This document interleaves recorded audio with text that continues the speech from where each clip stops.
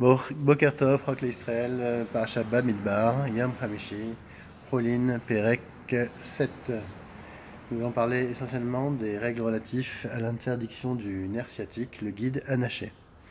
Guide anaché, Noeg Baares, Bechutz Laaretz, Bipnei Habayit, Beshog Bipnei Habayit, Becholin ou Begunashin, Noage Bebeam ou Bechaya, Beyerer Shel Yemin ou Beyerer Shel Smol.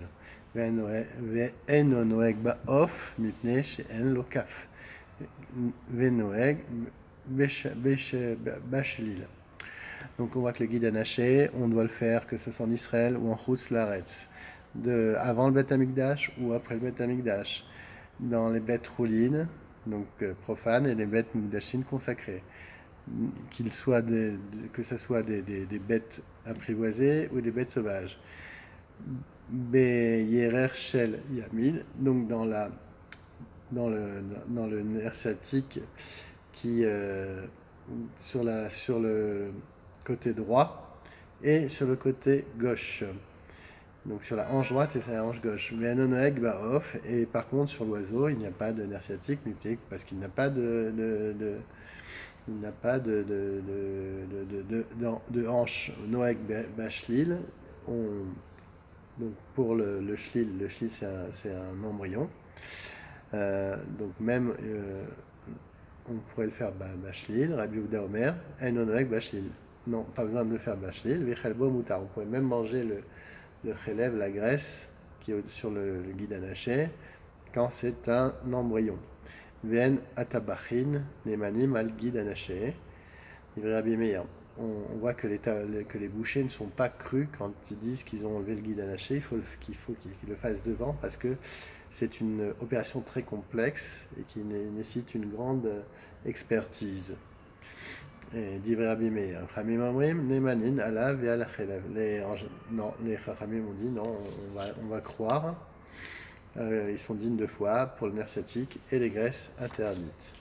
Mishnah Bet. Sholeach Adam Yerech Leenochi Shegid Anaché Betocha Mipnei Shemekomo Nikar Venotel Guide Anaché Tzer Sheitol Et Kulo Rabbi Yehuda Omer Kede Lekayembo Mitzvat Netila.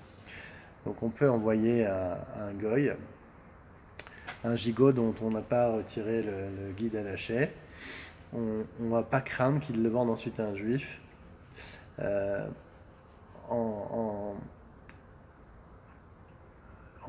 sait pourquoi, parce qu'on reconnaît aisément s'il a été enlevé ou pas. Un hôtel guide anaché, Tsaher Sheitol et Kula. On doit tout l'enlever. Par contre, Rabbi Yehuda a dit non, on peut enlever juste une partie pour accomplir la mitzvah, jusqu'à une partie qui se trouve sur la cavité de la hanche. Et ça devrait suffire pour que la bête soit cachée. Mishnah Gimel. Aochel megid anaché kazaït, sofeg arbaïm. Achlou ven bo kazaït hayav. Donc celui qui a mangé du guide anaché, donc une proportion de kazaït, il sera frappé de 40 coups. Achlo ve'en bo kazaït, par contre s'il a mangé mais il n'y avait pas kazaït, il sera quand même chayav, mais il ne sera pas frappé. Achal misé kazaït ou misé kazaït, il a pris donc de la hanche droite kazaït et de la hanche gauche kazaït, sofeg shmonim. Bon, il sera frappé 80 coups. Rabbi Yehuda Omer, eno sofeg et l'arbaïk. Il ne sera frappé pour Rabbi Yehuda que 40 coups. Il pense que seul le nerf sciatique droit est interdit par la Torah et pas le gauche. Donc c'est pour ça qu'il ne compte que 40 coups. Mishnah Dalet. Yarer shenit bashel ba guide anaché. Im yesh ba benoten ta'aram areze asura. Ketzad meashrin oto kebsar belefet. Donc on a fait cuire un gigot avec la hanche, la hanche de truc, et il y a le guide anaché dedans. Si ça donne du goût à tout le ragoût, alors là, le Bedoten Ta'am, tout est interdit. Et comment on va savoir si ça donne du goût, puisqu'on n'a pas de goûter? On va voir la même proportion qu'un navet avec de la viande, Et on va voir cette proportion, ça sera la même proportion que ce... Donc on voit si cette proportion est la même et que ça donne du goût dans le navet, c'est que ça donne le même goût dans la même proportion avec le guide anaché et la viande. Guide anaché, Mishnah He, guide anaché shenit bachel im agidin. Bisman chez Makiro Benotentam, im lav kulan asurin. Donc un guide anaché qui a été cuit avec d'autres guidines, d'autres nerfs. Si on arrive à le reconnaître, donc on pourra l'enlever, on va quand même vérifier s'il donne du goût. S'il ne donne pas de goût, si il me lave, kulan asurin. Par contre, s'il ne donne pas de goût et qu'on peut l'enlever, ça sera permis, sinon ça sera interdit. Varote benotenta, pareil pour la sauce. Vechen chatira shel nevela, vechen chatira shel dag, tame, shenitbashu im chatichot, bisman she makirin, benotentam. Vim lav, kulan asurot, varote benotentam. Donc on va voir le même din pour donc, une bête qui est nevela et un poisson tamé. Donc si on le reconnaît, on peut l'enlever, mais par contre on va quand même vérifier si ça donne du tam, si ça donne du goût. Si ça donne du goût, c'est interdit. Si ça donne pas de goût, c'est permis. Pareil pour la sauce.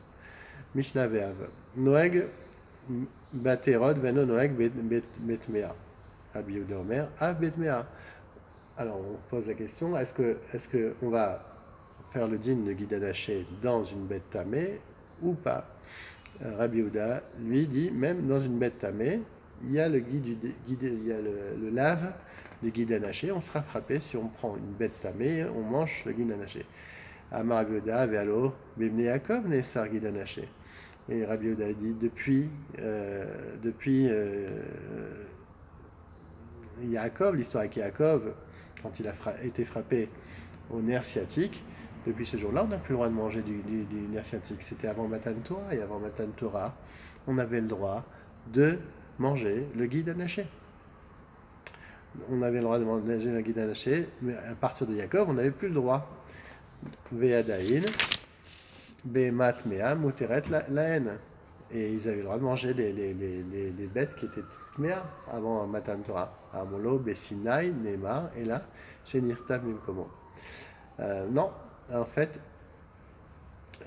c'est que l'ordre de Dieu a été écrit dans le livre de Bereshit, et ça a été indiqué cette raison qui allait entrer en vigueur plus tard. Donc c'était au moment du Har Sinaï que le guide anaché a vraiment été interdit. Bonne journée.